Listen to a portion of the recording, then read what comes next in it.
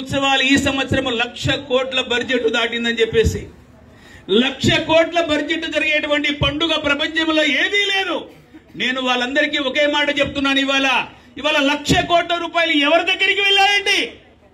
ఇవాళ సామాన్యమైన వ్యక్తులు గరికి అమ్ముకొని, పూలు అమ్ముకొని, పండ్లు అమ్ముకొని, కాయగూరలు అమ్ముకొని, ఇలా డెకరేషన్స్ వాడు అనేక రకాల వృత్తులు వాళ్ళు ఒక వ్యాపారం చేసుకుంటూ ఒక వ్యక్తి సగటున ఈ 10 రోజుల్లో 2,000 రూపాయల నుంచి ప్రతి వ్యక్తి 50,000 రూపాయల వరకు సంపాదించుకోగలిగాడు. వినాయకుడు ప్రసాదించినటువంటి అద్భుతమైన ప్రసాదం అని నేను సమాజానికి గుర్తు చేస్తున్నాను. 1,00,000 కోట్లు ఏమో తేరగా పోయడం లేదు. సమాజము ఉన్నవాడి దగ్గర నుంచి లేనివాడికి గంగా ప్రవాహంగా ప్రవహిస్తున్నది. ఫ్రీగా ఇవ్వటం లేదు, కష్టపడేవాడికి కష్టపడినట్టుగా. సో ఈ ఉత్సవాలు, ఇంత పెద్ద ఉత్సవాలు ప్రపంచంలో ఎక్కడ జరగటం లేదు. ధనము దుర్వినియోగం అవటం లేదు, సద్వినియోగం అవుతుంది సమాజం దగ్గరికి. కాబట్టి ఇది కేవలం టీవీ డిబేట్లలో హిందూ సమాజాన్ని కేవలం బ్లైమ్ చేయడానికి, మన యొక్క మనసును మార్చడానికి చేసేటువంటి కుట్ర అని చెప్పేసి నేను గుర్తు చేస్తున్నాను. అంతేకాదు, ఒక రకంగా ఈ పండుగ జాతీయ సమైక్యత. వినాయకుడిని మాత్రమే అనేక రూపాల్లో ప్రతిష్ఠించుకుంటామండి. కుండలో చేసేటువంటి కుమ్మరిగా, బంగారు పని చేసేటువంటి కంసాలిగా, నాగలి దున్నేటువంటి రైతుగా, తుపాకీ పట్టుకున్న దేశ రక్షణ గావించేటువంటి ఒక గణనాయకుడిగా, దేశ ధర్మాలను కాపాడేటువంటి అనేక రకాల రూపాల్లో మన వినాయకుడిని ప్రతిష్ఠించుకొని ఈ ధర్మాన్ని, సంస్కృతిని, మన సనాతన ధర్మాన్ని నిలబెట్టుకోవడానికి మన హిందూ సమాజం ప్రయత్నం చేస్తామని చెప్పేసి నేను సవినయంగా గుర్తు చేస్తున్నాను. హిందువులారా, మన పెద్దలు చెప్పిన మాట మనం విశ్వసించారు. అది వాళ్ళు చూడండి, ఒకప్పుడు మన యొక్క భారతదేశం సుమారుగా 80 లక్షల చదరపు కిలోమీటర్ల యొక్క భూమి. ఇవాళ నెమ్మదిగా హిందువులు బలహీనమైన కారణంగా, ఇతర మతాల్లోకి మతాంతరణ చెందిన కారణంగా ఒక్కొక్క భూమిని పోగొట్టుకుంటూ ఇవాళ మన ముందర కేవలం 30 లక్షల చదరపు కిలోమీటర్లు మాత్రం మిగిలింది. 500 సంవత్సరాల క్రితం జావా, సిమిత్రా దేశాల నుంచి మన హిందువులు ఆ ప్రాంతాలు వదిలిపెట్టి వెనక్కి వచ్చారు. ఇవాళ ఆ ప్రాంతాలు మన దగ్గర లేవు. కరెక్ట్ గా 300 సంవత్సరాల క్రితం ఆగ్నేయ ఆసియా ప్రాంతాన్ని హిందువులు వదిలిపెట్టేశారు. హిందువులారా, జాగ్రత్తగా వినాలి, గమనించాలి. 300 సంవత్సరాల క్రితం ఆగ్నేయ ఆసియా ప్రాంతంలో హిందూ సమాజం ఉన్నది. అక్కడ నుంచి తరిమివేయబడ్డారు, ఇతర మతాలు ఆక్రమించుకున్నాయి. కరెక్ట్ గా 200 సంవత్సరాల కంటే ఆఫ్ఘనిస్తాన్ ప్రాంతం నుంచి హిందువులు పారిపోయి వచ్చారు, తరిమివేయబడ్డారు. మన యొక్క సహనము, మన యొక్క శాంతి, అహింసల కారణంగా, పౌరుష పరాక్రమాలు వదిలివేసిన కారణంగా కరెక్ట్ గా 100 సంవత్సరాల క్రితం తక్షశిలను, 75 ఏళ్ల క్రితం బంగ్లాదేశ్, పాకిస్తాన్ నుంచి వేల మంది, లక్షల మంది హిందూ సమాజం తగ్గుతూ భారత భూభాగం కూడా దేశం నుంచి తగ్గుతూ వచ్చింది. ఇవాళ 50 సంవత్సరాల్లో టిబెట్ ను వదిలేము, కాశ్మీర్ వదిలిపెట్టి వచ్చింది హిందూ సమాజం. ఇవాళ నిన్న మొన్న అస్సాం గాని, బెంగాల్ గాని, కేరళ గాని, నిన్ననే ఒక వార్త వచ్చింది, మైసూరు దగ్గర ఒక చిన్న గ్రామంలో చోటా పాకిస్తాన్ అని చెప్పేసి ఆ గ్రామాన్ని ప్రకటించారు హిందువులారా. సో నెమ్మదిగా హిందూ సమాజం నిద్రపోతే, స్వామి వివేకానంద ఎప్పుడో చెప్పాడు, ఒక హిందువు మతం మారితే హిందూ సమాజం సంఖ్య తగ్గడమే కాదు, ఒక శత్రువు పెరుగుతాడనే మాట హిందూ సమాజం మర్చిపోరదని గుర్తు చేస్తున్నాను. 75 ఏళ్ల క్రితం పాకిస్తాన్ విభజన చెందినప్పుడు మహమ్మద్ అలీ జిన్నా ఒక మాట చెప్పాడు, 1000 సంవత్సరాల క్రితం హిందువు మతం మారినప్పుడే పాకిస్తాన్ బీజం పడిందని గుర్తు చేశాడు. ఇది హిందూ సమాజానికి గుణపాఠం కావాలి. ఎక్కడికి వెళ్ళాలి హిందూ సమాజం? ఏ ప్రాంతానికి వెళ్ళగలుగుతారో ఇక్కడ నిలబడాలి. రాముడు పుట్టిన భూమిలో, కృష్ణుడు పుట్టిన భూమిలో 20,000 సంవత్సరాల చరిత్రను కాపాడుకుంటూ నవతరానికి మన సంప్రదాయాల పద్ధతులను గుర్తు చేస్తూ హిందూ సమాజాన్ని ఒక త్రాటి మీద నిలపడానికి మనం జాగ్రత్తగా ప్రయత్నం చేయాలని చెప్పేసి నేను ఈ సందర్భంగా గుర్తు చేస్తున్నాను.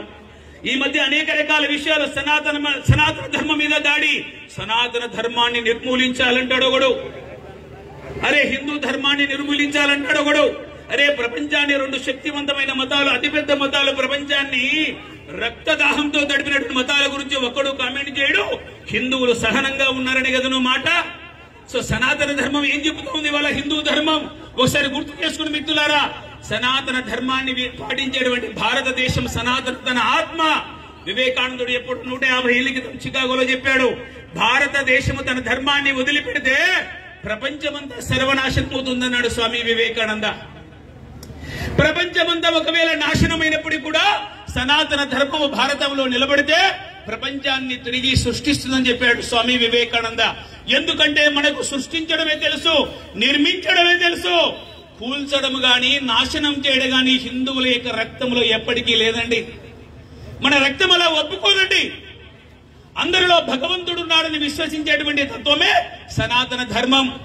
ఇవాళ దేవుడు ఎక్కడున్నాడు అంటే చెట్టు పుట్ట రాయి రప్ప కుండ కోన వాగు వంక ఇందుగలడందు లేడు ఎందెందు వెతికినా అందందే గలడని చెప్పేసి భగవంతుడు అన్ని చోట్ల ఉన్నాడని విశ్వసించేటువంటి ధర్మమే సనాతన ధర్మం అని ఈ సందర్భంగా గుర్తు చేస్తున్నాను. ఇలాంటి ధర్మాన్ని నాశనం చేయాలనుకుంటున్నావా? మాతృవత్తు పరదాదేశ మిత్రులారా, పరస్త్రీని తల్లిగా పూజించేటువంటి నేల ప్రపంచంలో ఎక్కడైనా ఉంది అంటే అది భారతదేశం అని హిందూ సమాజానికి గుర్తు చేస్తున్నా. పరస్త్రీని తల్లిగా పూజించే నేల ప్రపంచంలో ఒక భారత జాతి మాత్రమే. ఇలా పరస్త్రీని తల్లిగా పూజించేటువంటి ఈ నేలను కలరాయాలంటావా? సనాతన ధర్మాన్ని నాశనం చేయాలనుకుంటావా? ఎలా చేస్తావో మేము కూడా చూస్తాం. సర్వే భవంతు సుఖినః అంటుంది మన శాస్త్రం. అందరూ సుఖంగా ఉండాలి, అందరూ ఆరోగ్యంగా ఉండాలి, అందరూ కూడా భద్రంగా ఉండాలి, అందరూ సురక్షితంగా ఉండాలి. ఏ భగవంతుని ఆరాధిస్తున్నప్పటికీ కూడా అందరూ క్షేమంగా ఉండాలనే మానవ జాతి యొక్క ఆలోచన విధానాన్ని ప్రకటింపజేసినటువంటి హిందూ సమాజాన్ని, సనాతన ధర్మాన్ని నీవు పతనము చేయాలి, నాశనం చేయాలని చెప్తావా? నీలాంటి వాళ్ళు హిరణ్యకశిపుడు, హిరణ్యాక్షుడు, రావణాసురుడు, కుంభకర్ణుడు, సో జరాసంధుడు లాంటి వాళ్ళు ఎంతో మంది వచ్చారు ఈ నాశనం చేయడానికి. 600 ఏళ్లు మొఘలాయులు వచ్చారు, 400 ఏళ్లు బ్రిటిష్ వాడు వచ్చాడు. వాళ్ళ చేత కాలేనిది వాళ్ళ ఏదో ఓట్ల రాజకీయాల కోసము, ఎవడో ప్రళవాల కోసం ఇవాళ నా ధర్మాన్ని, నా సనాతన ధర్మాన్ని ఇవాళ నాశనం చేస్తానంటే హిందూ సమాజము చూస్తూ ఊరుకోదని హిందూ సమాజానికి గుర్తు చేస్తున్నాను. స్వామి వివేకానంద చూడండి, తన యొక్క ఒక్క వాక్యముతో 6 కోట్ల అమెరికా ప్రజలను జయించాడండి. ఒకే ఒక్క వాక్యము. కత్తులు పట్టుకుని వెళ్లేదు, అణుబాంబులు పెట్టుకుని వెళ్లేదు, రైఫిల్స్ తీసుకుని వెళ్లలేదు. ఆ అమెరికా ప్రజలను ఉద్దేశించి my American brothers and sisters అని ఒక వాక్యం వాడాడు. అమెరికా సోదర సోదరీమణులారా అని చెప్పేసి, దట్స్ అవర్ ఐడెంటిటీ, మన యొక్క గుర్తింపు అది.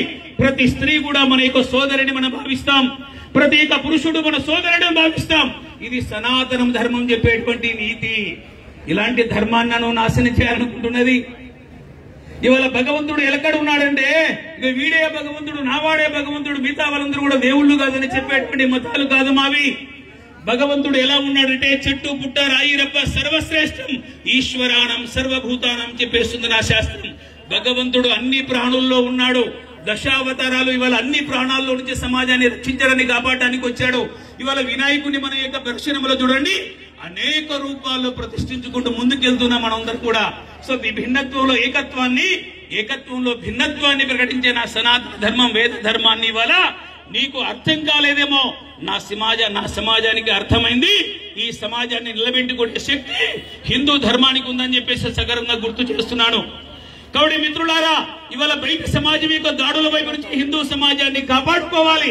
మన పిల్లలకు నేర్పాలి పద్ధతులు, మన తల్లులకు నేర్పాలి, మన చెల్లెలకు నేర్పాలి, అక్కలకు నేర్పాలి. మనము తెలుసుకోవాలి మన సనాతన ధర్మం యొక్క గొప్పతనాన్ని.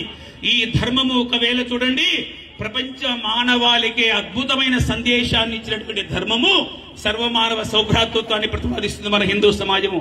మిత్రులారా, దీన్ని గుర్తు పెట్టుకోవాలి. ఇవాళ భారత్ పేరు మారుతా ఉంది, భారత్ పేరు మారుతా ఉందని వాళ్ళ చర్చ జరుగుతా ఉంది. మిత్రులారా, నేను ఒక మాట చెప్తున్నాను, భారత పేరు మారుతడం లేదండి. ఆ రోజు భారతే, ఈ రోజు భారతే, రాబోయే 1,00,000 సంవత్సరాల సూర్యచంద్రులు ఉన్నంత కాలం ఉంది ఈ దేశానికి భారతదేశమే. నా తల్లి, మన తల్లి ఏదైతే పేరు పెట్టిందో, భరతుడు పరిపాలించిన రాజ్యం ఈ భారతదేశం. భారత పేరు మారటం లేదండి. నీ పేరును ఇంగ్లీషులో ఎలా పిలవాలన్నదే ప్రశ్న. ఇండియా అనే పేరు మారుతాదేమో కానీ భారత పేరు మారటం లేదు. నా పేరు శ్రీనివాస్, ఇంగ్లీషులో కూడా శ్రీనివాసే. నీ పేరు సూర్యప్రకాశ్ అయితే ఇంగ్లీషులో సన్ రైజ్ అంటావా? అదే పేరుతో పిలుస్తావు నామవాచకాన్ని. వాడికి పలకడానికి రాక ఇండియా అనే పేరు పెట్టుకున్నాడు. ఇండియా అనే పేరు కనపడుతుంది, 300 సంవత్సరాల చరిత్ర కనపడుతుంది. భారత్ అనేటువంటి స్వాభిమానం, నా భారత్ అనే పేరు విన్నప్పుడు మహాభారతం కదా, 1,00,000 సంవత్సరాల భారతం మన ముందర కనపడుతుంది. సమాజానికి ఇది అర్థం కావాలి. కేవలం ఓట్ల రాజకీయాల మీద పడి హిందూ ధర్మం వైపు రాకండి. ఈ హిందూ ధర్మము సర్వమానవాళిని సరైన దిశలో నడిపించేటువంటి శక్తివంతమైనటువంటి ధర్మము నా హిందూ ధర్మాన్ని మిత్రులను గ్రహించాలి. ఇవాళ వినాయక చవితి సందర్భంగా మనందరం కూడా గుర్తు పెట్టుకోవాలి. రాబోయేటువంటి ఈ వేడుకను చాలా సమర్థవంతంగా, విజయవంతంగా, ఒక రకంగా ఇది జాతీయ సమైక్యతను ప్రబోధించేటువంటి పండుగగా మనందరం కూడా జరుపుకోవడానికి ప్రయత్నం చేద్దాం. హిందూ సమాజం సదా జాగ్రత్తగా ఉండాలి. నెమ్మదిగా హిందూ సమాజంలో ఇవాళ మతం మార్పిడిలు గురవుతున్నాయి. ఎందుకు మారుతున్నారు, ఎక్కడికి వెళ్తున్నారు, తోటి వాళ్ళు ఏం చేస్తున్నారనే అప్రమత్తత ఇవాళ హిందూ సమాజానికి అవసరం ఇవాళ. సో హిందూ సమాజం ఎవరి యొక్క కీడు కోరుకోదండి, ఎవరి యొక్క హాని కోరుకోదు. ఇవాళ అందరినీ ఆదరించేటువంటిది, అన్నం పెట్టేటువంటి తల్లి భారత మాత అని నేను గుర్తు చేస్తున్నాను అందరికి కూడా. ఇవాళ ప్రపంచంలో అన్నమో రామచంద్ర అంటూ ఎవడు ఎక్కడికి వచ్చినప్పుడు కూడా భారతం ఆదరిస్తుంది. ఇవాళ ప్రపంచంలో అనేక రకాల సంస్కృతులు కాలగర్భంలో కలిసిపోయినప్పుడు కూడా మన ధర్మము నిలిచి ఉందంటే నాకు తెలిసినంత వరకు ఇది దైవకృప, భగవంతుని యొక్క అంశం ఈ ధర్మము. ఇది ప్రపంచ మానవాళిని కాపాడే శక్తి ఉన్నది. ఇవాళ నీ మతాల కారణంగా ఇవాళ అలెగ్జాండర్ గ్రీకు సంస్కృతి సర్వనాశనమైంది. నీ మతం కారణంగా గ్రీసు సంస్కృతి సర్వనాశనం చేశావు. నీ మతము కారణంగా ఈజిప్టు సంస్కృతి నాశనం చేశావు. నీ మతము కారణంగా అదిగో అక్కడ ఉన్నటువంటి రోమ్ సంస్కృతి నాశనం చేశావు. నీ సంస్కృతి, నీ మతము కారణంగా బాబిలోనియన్ సర్వనాశనం చేశావు. నీ మతము కారణంగా సుబేరియన్ నాగరికత లేకుండా చేశావు. నీ మతము కారణంగా పర్షియన్ సంస్కృతిని సర్వనాశనం చేశావు. నీ మతాలు, రెండు పెద్ద మతాలు ఇవాళ ప్రపంచంలో 26 సంస్కృతులను, ధర్మాలను కాలగర్భంలో కలిసేశారండి. 26 సంస్కృతులు నాశనం చేసిన నీ మతం ప్రమాదమా? ప్రపంచాన్ని నిలబెడుతున్న సమస్త మానవాళికి మార్గదర్శనం చేస్తున్న నా మతం గొప్పదా? కాబట్టి ఇది భగవంతుని వరప్రసాదం. ఈ ధర్మాన్ని మనందరం కూడా కాపాడుకోవాలి. అందుకే వివేకానందుడు చెప్పాడు, ఈ ధర్మము, ఈ దేశము, సమాజము నిలబడితే ప్రపంచాన్ని మొత్తం కూడా సుఖమయంగా చేస్తుంది, ఆరోగ్యవంతంగా చేస్తుంది, ప్రపంచాన్ని తిరిగి నిలబెడుతుంది ఇవాళ. కాబట్టి మనందరి సంకల్పం భారత మాతను జగద్గురు స్థానంలో మనందరి హృదయాల్లో దైవభక్తిని దేశభక్తిగా మార్చుకుంటూ సంస్కారాలు నిర్మాణం చేస్తూ ఒక విశేషమైన ప్రయత్నంగా ఈ వినాయక చవితి ఉత్సవాలను విజయవంతంగా చేయడానికి ప్రయత్నం చేద్దాం. బోలో భారత్ మాతా కీ జై శ్రీరామ్, జై శ్రీరామ్. ధన్యవాదాలు.